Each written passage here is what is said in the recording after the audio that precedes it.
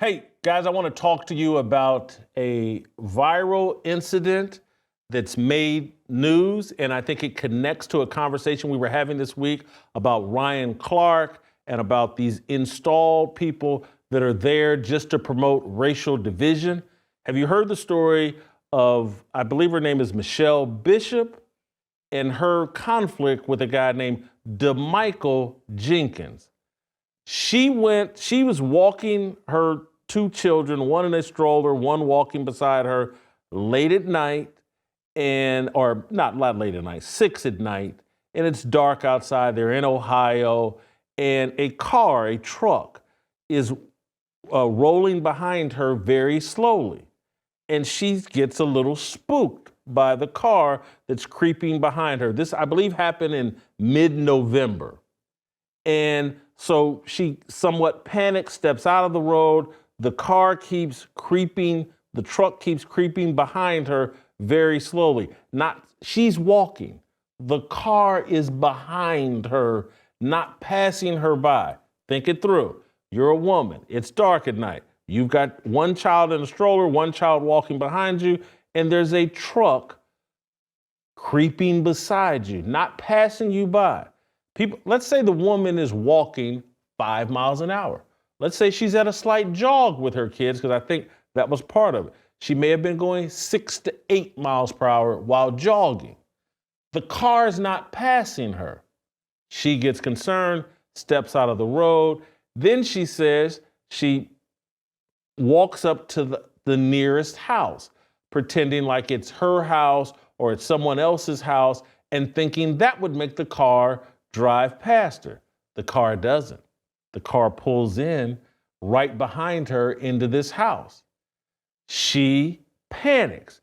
The guy in the car says, "Hey, are you lost? Are you looking for something?" And she says, "No." And then she asks the man, "Hey, do you live here?" He says, "Yes, I do." She tells him, "No, I don't believe you." And she's white. The guy driving the car, fair skinned, but he turns out to be black. She claims she thought it was a white guy. Anyway, at some point she's on, and this is all captured on a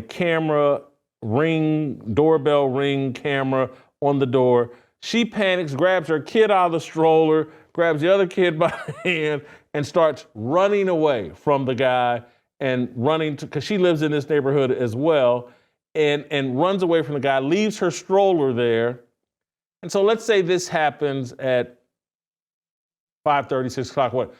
Her husband and her circle back 15 to 30 minutes later to get the stroller, and the wife comes out and confronts or engages with him, is the better word, and informs her, "Hey, that was my husband. What are you doing? Blah, blah, blah, blah." And the next thing you know, they got a conflict going on where the white woman that panicked, she starts apologizing and said, "Hey, I just thought this, and you got to see things from my perspective." Well, because we live in modern America, this has turned into a great racial conflict. And guess who stirred the pot on this? 4 or 5. First, someone puts it out over social media, I believe on January the 18th. And again, this event happened in November. Someone over Twitter puts out the Ring camera video on Twitter, on X, on January the 18th. Shannon Sharpe picks it up, that video. He and Ocho Cinco on Nightcap unpack it and talk about how racist this woman is and how this man was profiled in front of his home. And then Shannon Sharpe, I believe January 20th, 21st, somewhere in there, has the woman, the black man and his wife, on Nightcap to really stir the pot, to get the racial division going. Here is Shannon Sharpe. Let's start with the first thing that really raised a red flag for me is the introduction of DeMichael Jenkins and his wife, and how that was unpacked, and him talking about the neighborhood they lived in and all of this. Let's play SOT number 18. I'm proud to go home, Shannon. Something I want you to know is when they say it's a affluent neighborhood, It's one of the most wealthiest neighborhoods in Ohio. Wow, congrats. And my house is the best house in the That's what I'm neighborhood talking about. because Come on now. I designed it from scratch. I'm an architectural designer. I bought the land, I financed the land, designed it from scratch, and I built it from the ground up using all my resources. So proud to come home. That raises a red flag with me. They're coming on to talk about something that happened in November that, as best I can tell from all my research, police never involved. It's a little disagreement about a woman that was panicked with her kids, that the worst thing she did was tell the man, hey, I don't believe this is your house, and then run away. And so then came back, and she's on tape apologizing for the misunderstanding and trying to explain why she panicked and why she did what she did. She was caught off guard. There's a car. She's with her kid in a stroller, and another child's walking beside them, and a car isn't passing them by. It's creeping right behind them. She gets spooked. It's dark at night. She walks to someone's house. This car just happens to turn into this house. What a coincidence. So she's sitting there like, man, you've been creeping behind me. If this was your house, why didn't you just go past me, turn into your house? If you had turned into this house before me, I wouldn't have been suspicious. Regardless, this is just a disagreement among neighbors, people that live in the neighborhood. It's not some big, it's not Emmett Till 2.0. The man goes on Shannon Sharpe's show to talk about this, and the first thing that comes out of his mouth is, Shannon, this ain't just an affluent neighborhood. It's the wealthiest neighborhood in all of Ohio. And I'm like, what? This doesn't make sense. Who does this? Who thinks like this? Who talks like this? Who would go on a show? Hey, I had some racial incident, but let me tell you how rich my neighborhood is. And so that made me go, well, what? Because I'm looking at the camera angles and videos. I'm like, the wealthiest neighborhood in Ohio, what I'm seeing, that doesn't look like the wealthiest neighborhood in Ohio. That looks like a nice suburban neighborhood. What are we doing here? Who talks this way? And again, someone that wants attention, someone who's trying to prove something to everybody else. I designed this house. I built this house myself. It's the best house in this very wealthy Ohio neighborhood. Someone's gonna have to correct me. Maybe I'm wrong, but I did the research let me find out DeMichael Jenkins, where he's living, what he's talking about. What is this neighborhood? And so we did the research. Correct me if I'm wrong, but the best we could do was find out, like, these neighborhoods in this neighborhood are selling anywhere from $800,000 to $1 million. And I'm like, the wealthiest neighborhood in Ohio? People are buying houses for $700,000, $800,000, $900,000, $1 million. The best neighborhood in Ohio, the wealthiest neighborhood in Ohio, this man's doing too much. And he doesn't have much life perspective. Maybe I got the wrong neighborhood, but I don't think I do, because these white folks live in this same neighborhood, and I've seen them interviewed, and they're like fitness trainers, personal fitness trainers. They got a personal fitness business. They're not Richard Simmons. I think the guy used to be in the military, and he and the wife do a personal fitness business and maybe some other stuff. But again, this wasn't Joe Burrow and his wife, or Joe Burrow and his girlfriend. This wasn't Jamar Chase and his wife. These are some personal trainers that have a business that seem to do well and seem to be in a neighborhood of homes that are valued anywhere between $700,000 and $1.1 million. It's a nice neighborhood.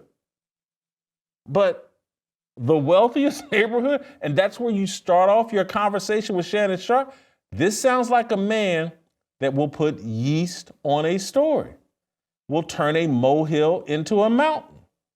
And that's what's happened here.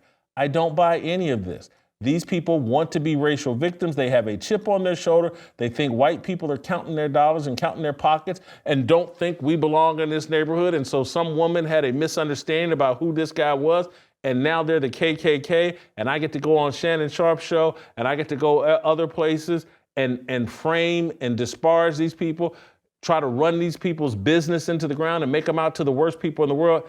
It just doesn't make sense. I want to play one more clip here. This is the Jenkins family describing the incident, I believe, to Shannon Sharpe. Play SOT 17. I don't think nothing of it. I think she's looking for the front door. I say, hey, are you looking for somebody? She doesn't answer. She then proceeds to go to the porch. So I'm like, okay, so she's probably coming over. So I pull in the driveway. I'm about to park, and she rings the doorbell and comes to the front of the front porch and stops me and says, do you live here? And I said, yeah, I live here. She said, well, I don't think so. So I said, well, what are you doing here? She says, I don't think you live here. Picks the kid up, drops the stroller, hops off the porch, starts running, and I hear screaming, yelling for help. At that point, now I'm in fear. I'm in fear because I know what we face as Black men in America. So I rush to the garage, park in the garage, come in the house. My wife's in the office. I said, babe, some white Caucasian lady, she just jumped off our front porch, screaming, yelling for help. I don't know if she's gonna call the police. I'm pacing back and forth. I don't know what's about to happen. 6 p.m., regular day. We pacing back and forth. I don't, at this point, I'm like, I don't know what's about to happen. She comes back before the police gets here. I don't want to go outside. I don't want to go outside with them outside. And the police pulls up, and I don't know what's going to pop off. If the police pull up, altercation happen, anything could happen. Right. I know they're going to side with them. This is the same thing I was talking about as it relates to Ryan Clark. This matriarchal mentality, this mentality of fear, this the mentality of delusion. This man is at his home. I'm sure he has a driver's license that coincides with that address. He's there with his wife and his kids. I'm sure there's pictures of him and his family inside this house. All that he can say, the police show up. A white woman came up to my porch, told me I didn't live here, and ran away with her kids screaming. Now I'm in fear. I don't know what's going to happen. The police are going to believe anything she says. I'm in my house that I own, that I built. My wife and kids are in here, and he's now made it up in his mind that his life is in jeopardy and he's in fear. This is what I'm talking about as it relates to Ryan Clark. This is what I'm talking about as it relates to all of these race clowns. It's their job to promote racial division. It's their job to convince you that 2024 America is actually 1824 America, 1864 America, 1894 America, 1910 America. That a Black man in his home that had a white woman run away from his home could somehow cost him his life. Guys, I know it's fun to play that game and it's fun to make these exaggerated, but it's just not reality. They had a misunderstanding in November. Best I could tell, the police were never called. Within 15, 20 minutes of this misunderstanding, the white woman's on his porch apologizing. Can white and Black people have disagreements and misunderstandings and settle it amongst themselves with an apology and just move on? How does something this irrelevant, because it could have led to X, Y, and Z. Well, point me to the examples in the last 50 years where a white woman running away from someone's house and circling back 15, 20 minutes later and apologizing, where that's led to death, destruction, the police killing someone, and you as a Black man saying, you're in so much fear that you let your wife go out there and handle that business. Think it through. This man's in fear. He let his wife go out the front door to handle this. It's embarrassing. We got to come up out of the delusion. That's all I got. Thank you for watching. Don't miss a second of Fearless. Hit that like button and subscribe to keep up with our latest content.